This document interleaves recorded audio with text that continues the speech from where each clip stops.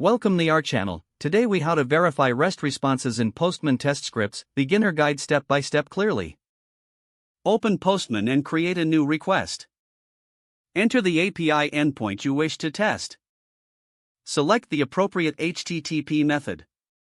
Click on the send button to execute the request. Check the response section at the bottom of the Postman interface. Review the status code to ensure the request was successful. Now, navigate to the Tests tab located in the request area. Begin writing your test script to verify the response.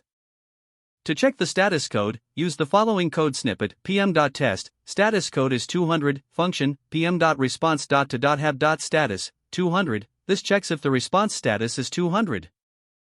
Next, verify the response time with this script, pm.test, response time is less than 200 milliseconds, function, pm.expect, If your response is in JSON format, parse it like this: let JSON data equals pm.response.json, test for expected values in the. For instance, to check if the name field equals John, use pm.test, check name is John, function, pm.expect, JSON data.name.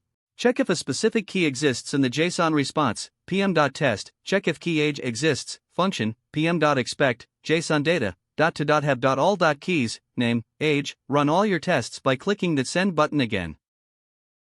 View the test results in the Test Results tab at the bottom. Examine any failed tests for debugging purposes. Modify your tests as needed based on the responses you receive. Continue refining your test scripts for thorough validation.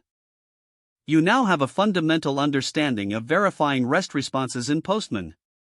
If the page does not load, refresh the browser or try again in a private or incognito window. Make sure you are using the correct email address, then retype it carefully to avoid small typos. If your password is not accepted, use the reset option and create a new strong password you can remember. Check your spam folder for verification or security emails, then complete any requested confirmation steps. Enable two-factor authentication if available to improve account security and reduce unauthorized access risk. After signing in, review your profile details so your contact information and settings are accurate and current. If you see an error message, note it down and try again after restarting your device and internet connection.